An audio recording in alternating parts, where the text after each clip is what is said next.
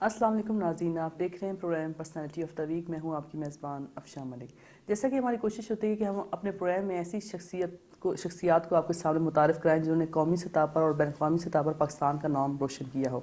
आज जो हमारी शख्सियत है, उन्होंने स्किन सर्जरी में और डर्माटोलॉजिस्ट होने के बाद पाकिस्तान का नाम दुनिया भर में रोशन किया और पाकिस्तान में पहली मरतबा लेज़र टेक्नोलॉजी को मुतारफ़ कराया। आज के हमारे मेहमान हैं प्रोफेसर डॉक्टर इकरामुल्लाह खान, जो पिम्स में स्किन डिपार्टमेंट के हेड भी हैं और पाकिस्तान में उन्होंने पहली मरतबा लेज़र टेक्नोलॉजी को मुतारफ़ करवाया। अस्सलाम वालेकुम। अस्सलाम वालेकुम। डॉक्टर साहब कैसे हैं आप? बिल्कुल शुक्रिया, थैंक यू। आप ठीक हैं? सबसे पहले मैं आपसे ये सवाल पूछूंगी कि डॉक्टर बनने का शौक़ कैसे पैदा हुआ? मेरे फादर चाहते थे कि मैं डॉक्टर बनूं और मैं दुनिया में अगर किसी से मुतासर हुआ हूं और जिसको मैं अपना रोल मॉडल समझता हूं, वो मेरे वाले साहब हैं इंजीनियर फ़तेहुल्लाह खान। और मैं थोड़ा जैसा वाले साहब के बारे में भी बताऊं कि मेरे वाले साहब ने इंजीनियरिंग की थी अलीगढ़ यूनिवर्सिटी से बिफोर पार्टीशन, और बहुत ज़्यादा इंजीनियरिंग में बहुत बड़ा नाम है उनका। उन्होंने बहुत ज़्यादा किताबें लिखी, chairman Indus river system authority रहे, और मेरे वाले साहब ने एक डैम का भी मंसूबा तैयार किया और उनकी सारी फिजिबिलिटी बनाई जिसका नाम है कटजरा डैम। अगर वो डैम पाकिस्तान बना ले तो वो 15,000 मेगावाट ऑफ इलेक्ट्रिसिटी प्रोड्यूस करेगा। फादर मेरे चाहते थे कि मैं डॉक्टर बनूं। मेरे ग्रैंड फादर भी, जो मेरे दादा थे, वो भी डॉक्टर ही थे। डॉक्टर साहब, आप कहाँ पैदा हुए? इब्तदाई तालीम कहाँ हासिल की? पेशावर में पैदा हुआ और इब्तदाई तालीम मैंने पेशावर में सेंट मेरीज़ हाई स्कूल और एडवर्ड्स कॉलेज पेशावर से की। उसके बाद फिर खैबर मेडिकल कॉलेज में। उस ज़माने में हमारे स्कूल में बड़ा अच्छा सिस्टम था। ज़्यादातर हमारे जो टीचर थे वो अंग्रेज़ ही थे, ब्रिटिशर्स थे, एडवर्ड कॉलेज में भी और सेंट मेरीज़ हाई स्कूल में भी। तो मुझे बहुत अच्छा ये मौका मिला कि मैं ऐसे अच्छे इंस्टीट्यूट में तालीम हासिल करूं। इसके बाद खैबर मेडिकल कॉलेज में मैंने की। फिर 86 में मैं गया यूनाइटेड किंगडम। यूनाइटेड किंगडम में मैडम वहाँ से मैंने MRCP की। MRCP यूनाइटेड किंगडम का सबसे बड़ा पोस्ट ग्रेजुएट क्वालिफिकेशन है डर्माटोलॉजी में, और मुझे ये शर्फ हासिल है कि मैं पहला MRCP हूँ पाकिस्तान में डर्माटोलॉजी में। मैंने बर्मिंघम स्किन हॉस्पिटल, जो एक लार्जेस्ट हॉस्पिटल था यूनाइटेड किंगडम में, उसमें काम किया रजिस्ट्रार लेवल से लेके कंसल्टेंट लेवल तक, और 10 साल यूके में मैं रहा। 86-87 से लेके 96 में फिर पाकिस्तान आया। बर्मिंघम स्किन हॉस्पिटल में मेरी खुशकिस्मती थी कि वहाँ पे एक लेज़र सेंटर भी था, और वो पूरे यूरोप में बड़ा लेज़र सेंटर था। मैडम, जिस ज़माने का मैं जिक्र कर रहा हूँ 1987 में, उस वक्त यूनाइटेड किंगडम में भी इक्का दुक्का जगह पे लेज़र थे और बड़े इनिशियल फेजेस में लेज़र थे। अभी लेज़र टेक्नोलॉजी डेवलप हो रही थी। तो उस वक्त मुझे मौका मिला इन लेज़र के साथ काम करने का, और बहुत ज़्यादा पेशेंट ट्रीट किए, बहुत ज़्यादा तजर्बे भी किए वहाँ पे, नई चीज़ें, नए ट्रीटमेंट दरियाफ्त किए। आपको मैं एक बात बड़ी दिलचस्प की ये बताऊं कि हमारे पास पेशेंट आते थे, उनके चेहरे के ऊपर या जिस्म के ऊपर टैटूज होते थे, वो जो लिखाई करते हैं। तो मेरे पास एक पेशेंट था, उसके चेहरे के ऊपर टैटू था। तो वो उस ज़माने में ये वाला एनडीआर लेज़र तो नहीं था, लॉन्ग पल्स, तो हम टैटू जो ट्रीट करते थे, और टैटू के लिए सबसे अच्छा लेज़र है, उसका नाम है रूबी लेज़र। रूबी लेज़र से हम टैटू हटाते थे। तो मैंने एज ए साइड इफेक्ट में नोट किया कि टैटू तब पेशेंट का हट गया, लेकिन साथ साथ उसके दाढ़ी के बाल भी गायब हो गए।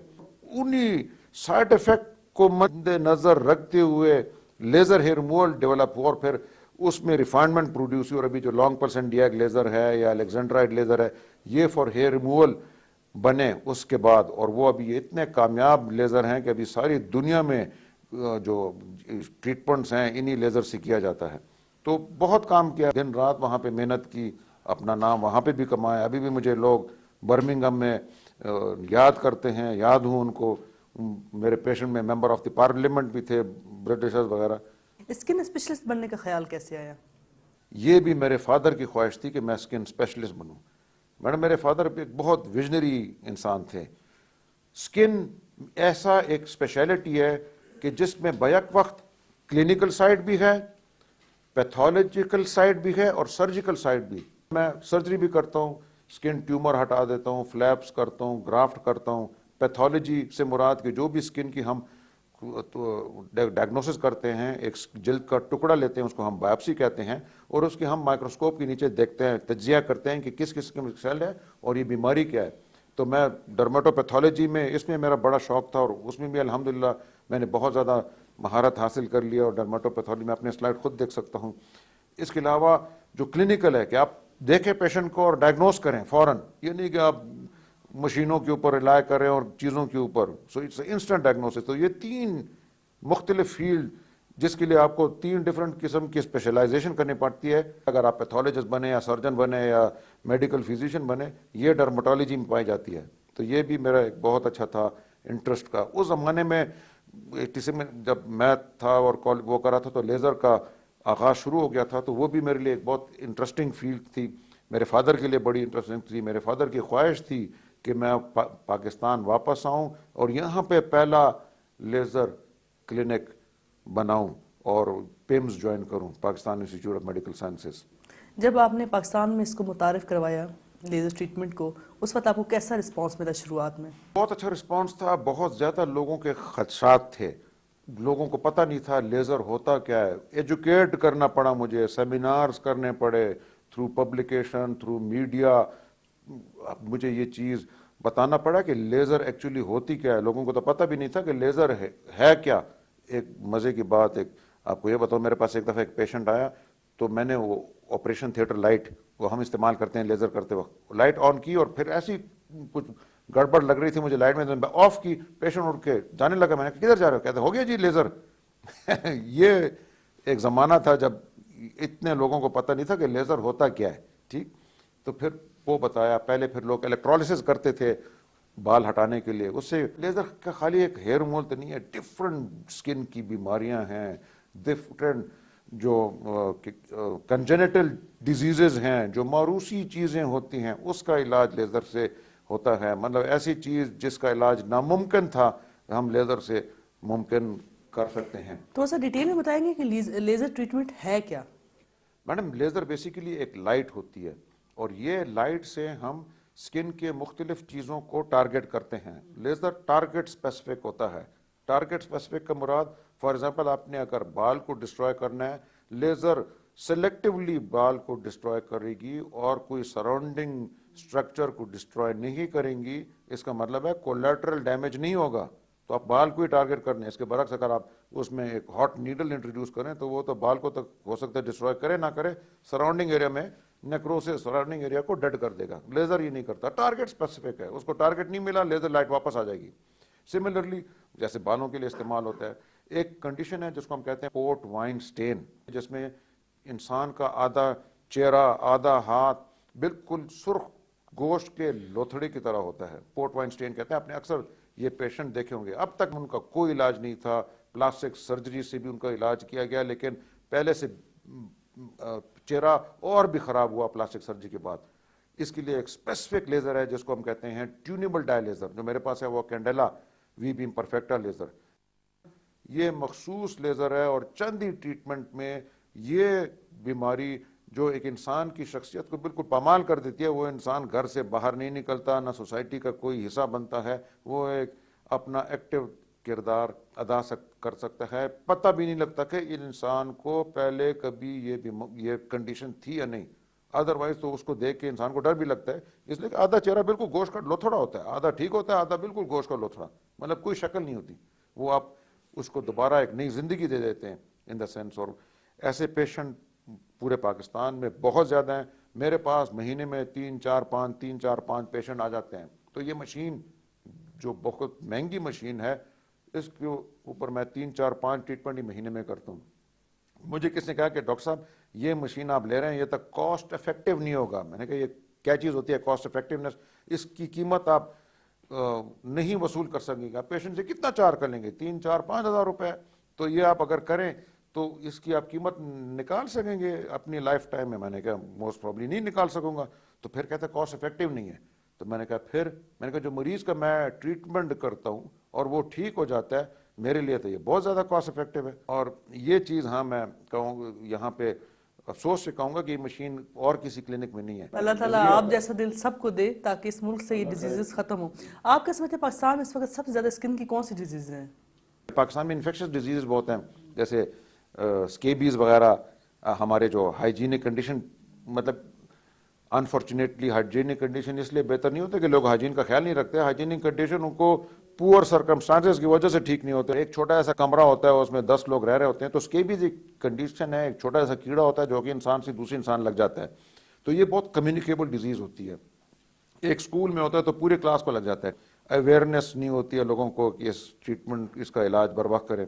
फिर एक्जमा, ड्राइनेस वगैरह, स्किन पे एलर्जी वगैरह काफ़ी कॉमन है। ख़वातीन में छाइयाँ चेहरे के ऊपर बहुत कॉमन होती हैं। एशियन में आपने देखा होगा हर तीसरी चौथी खातून को चेहरे पे छाइयाँ होती हैं। फिर कुछ स्किन की कंडीशन है जैसे ट्यूबरकुलोसिस स्किन, वो भी है। लिशमिनेसिस इस कंडीशन है जो एक मॉस्किटो की वजह से होता है, जो सुबह सरहद वगैरह में काफ़ी पाया जाता है, हमारे यहाँ पे भी कश्मीर वगैरह में भी वो चीज़ है। इसके अलावा जो जनरल कंडीशन है जैसे सोराइसिस होगा, ये चीज़ काफ़ी कॉमन है जो हम अपने ओपीडीज़ में देखते हैं। स्किन कैंसर या इस किस्म की चीज़ें हमारे यहाँ कम पाई जाती हैं। मतलब जैसे कि मैं यूके में देखता था, वहाँ पे रोज़ाना 4, 5, 6, 7 केसेस स्किन कैंसर के देखता था, इधर हम साल में भी 2-3 नहीं देखते। तो अल्लाह ताला की फजल से इस लिहाज से हम बेहतर हैं।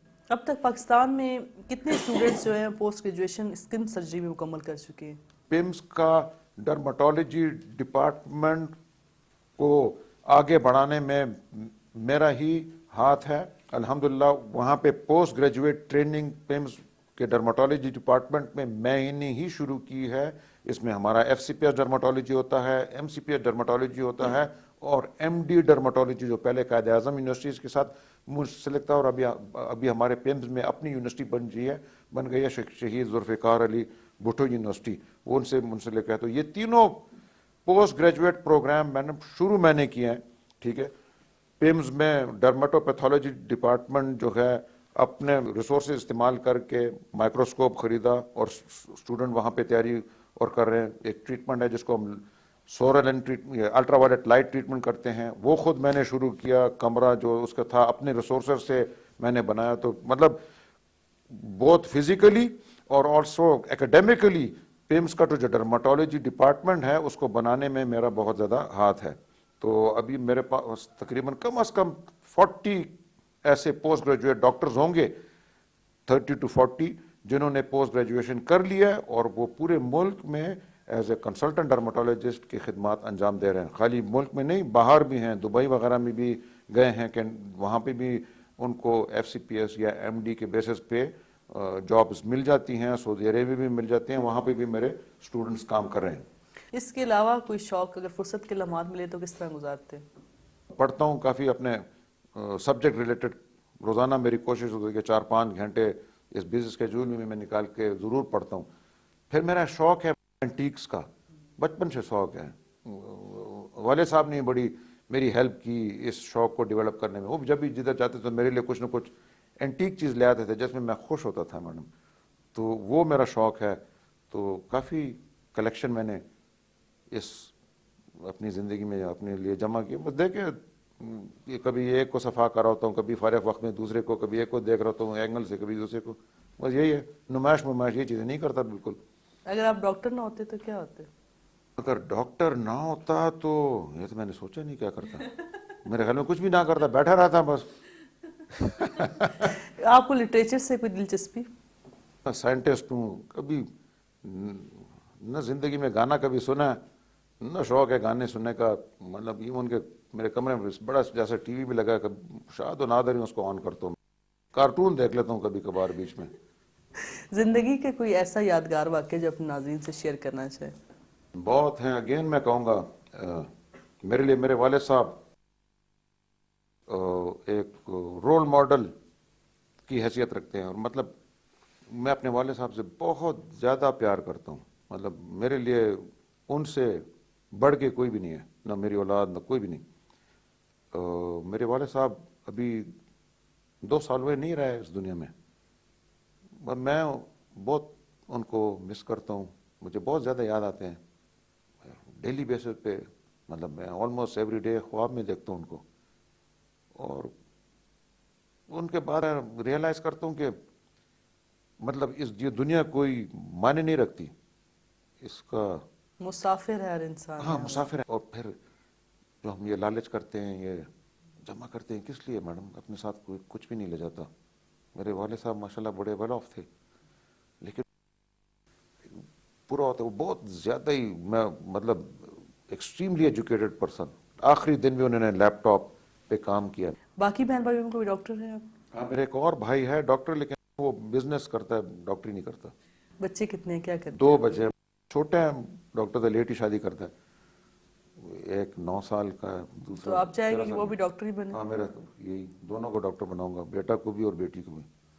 آپ کیا اور سمجھتے ہیں کہ اس میں اور کیا نئی ٹیکنالوجی متعارف کروانا چاہتے ہیں آپ اسکن میں ہی یا اور ڈرماٹولوجسٹ کی حیثیت سے؟ یہ خواہش ہے کہ جیسے ایک پراپر انسٹیٹیوٹ ڈیولپ ہو، پیمز میں ڈیولپ ہو، سرکاری سطح پہ ڈیولپ ہو، ٹھیک ہے، ایک پراپر اسکن انسٹیٹیوٹ ہو جس میں ہم پروگرامز کریں، ہم اسٹوڈنٹس ریکروٹ کریں. جیسے یو کے وغیرہ میں اسٹوڈنٹس ریکروٹ ہوتے ہیں، ایک ایک اسٹوڈنٹ کی وہاں پہ جو یہ ریکروٹ ہوتے ہیں، ایم ایس سی وغیرہ، یہ جو ڈپلوما وغیرہ مائنر ڈپلوما کر کے آ جاتے ہیں، ایک ایک کی فیس 40,000 پاؤنڈز ہے. یہ چیز ہم انٹروڈیوس کریں، 40,000 پاؤنڈ ہم نہ جو بھی لیں گورنمنٹ کے لیے لیں، تاکہ ہمارا ڈپارٹمنٹ ایک سیلف سفیشینٹ ڈپارٹمنٹ بن جائے. یہ میں کر سکتا ہوں، بڑا ایزلی کر سکتا ہوں اگر تھوڑے ایسے بھی گورنمنٹ میری ہیلپ کرے. میں انسٹیٹیوٹ بنا کے پورے دنیا سے یہاں پہ اسٹوڈنٹ آئیں گے اور ہم سے سیکھیں گے. جو نالج ہماری ہے الحمدللہ، جو ایکسپیرینس ہے، کم ہی ڈرماٹولوجسٹ کی، میں یو کے میں کام کیا، وہاں پہ اگر ہم دن میں 30 پیشنٹ دیکھتے تھے تو یہاں پہ ہم دن میں 500 مریض دیکھتے ہیں. ٹھیک ہے، جو ایکسپیرینس حاصل کرتے ہیں، جو ڈیزیزز دیکھتے ہیں، بہت وسیع تجربہ ہو جاتا ہے. اور ایز فار ایز جو ٹریٹمنٹ کے مواقع بھی ملتے ہیں تو وہ بھی بہت ہوتا ہے. کافی چیزیں ہیں جو لیزر میں انٹروڈیوس کرائی ہیں. تو ایک انسٹیٹیوٹ بن سکتا ہے جو پورے ہسپتال کو، میں نے اتنا اس کی ریسورسز اور فائنینسز جنریٹ کر سکتے ہیں کہ آپ کے پورے ہسپتال کو سپورٹ کرے، پورے پیمز کو. میری خواہش ہے کہ میں ایسے انسٹیٹیوٹ ڈیولپ ہو پیمز میں. قومی اور بین الاقوامی سطح پر آپ کو اعزازات اور ایوارڈ سے نوازا گیا ہو؟ قومی اس کے اوپر بھی جو ہے مجھے پاکستان نیوی میں آنری کمانڈر کا خطاب بھی مل چکا ہے، honorary consultant to Pakistan navy بھی مل چکا ہے. اپنے پیمز کی حیثیت سے میں پرائم منسٹر کا بھی ڈرماٹولوجسٹ ہوں، جو بھی انکمبنٹ پرائم منسٹر ہو. اور اس کے علاوہ یہاں پہ کافی پیپرز میں نے پریزنٹ کیے ہیں، جو یہاں پہ یوزول جو پیٹ کے کانفرنس میں جو وہ چھوٹا سا ایوارڈ ٹائپ چیز دیتے ہیں وہ ہیں. انٹرنیشنلی میں نے کافی زیادہ پریزنٹیشن کی ہے، کافی میں جاتا ہوں، ورکشاپس وہاں پہ ارینج بھی ہوتے ہیں، اس میں حصہ لیتا ہوں. ورکشاپ کا میں ایکچولی پارٹ ہوتا ہوں، میں وہاں پہ بھی ٹریننگ دیتا ہوں ڈفرینٹ پروسیجرز کے، ڈفرینٹ اپنے جو نالج ہے وہ شیئر کرتا ہوں. تو کافی زیادہ ریکگنیشن آبویسلی مجھے اس سلسلے میں حاصل ہے. چونکہ میں یو کے میں رہا ہوں، 10 سال رہا ہوں، تو مجھے وہاں پہ یونائٹڈ کنگڈم میں آلموسٹ ایوری کنسلٹنٹ جاتا ہے وہاں پہ. جو دوست ہیں میرے سارے وہ کنسلٹنٹس ہیں مختلف شہروں میں. ہم مہینے میں ایک دفعہ پورے یونائٹڈ کنگڈم کے کنسلٹنٹس ڈرماٹولوجسٹ ہم لنڈن میں ملا کرتے تھے. وہاں پہ کانفرنس ہوتی تھی، ہر ایک اپنا کیسز لاتا تھا. تو وہاں پہ میری کافی اچھی جان پہچان ہے. تو میرے ان کے ساتھ کانفرنس کالز اور یہ چیزیں، اور جو واٹس ایپ اور جو آپ کا کیا کہتے ہیں فون، ویڈیو فون کے اوپر چیٹنگ ہوتی ہے مختلف، ہم ادھر سے کنڈیشن دکھا رہتے ہیں، وہ دکھا رہے ہوتے ہیں. تو ایسا بڑا کلوز انٹر لنکڈ ہے، اور اس کو انٹرنیشنل ریکگنیشن ہی سمجھا جائے. ڈاکٹر صاحب بہت شکریہ، آپ نے قیمتی وقت دیا اور اتنی اچھی باتیں ہم سے شیئر تھینک یو ویری کی. بہت مچ. شکریہ. جی ناظرین، یہ تھے پروفیسر ڈاکٹر اکرام اللہ خان، جو کہ بہت ماہر ڈرماٹولوجسٹ ہیں، اور نہ صرف ڈرماٹولوجسٹ بہت اچھے ہیں، بہت اچھے انسان بھی ہیں. یہ تھا ہمارا آج کا programme personality of the week. Afshan Malik کو اجازت دیجیے، پھر ملیں گے. اللہ وارث.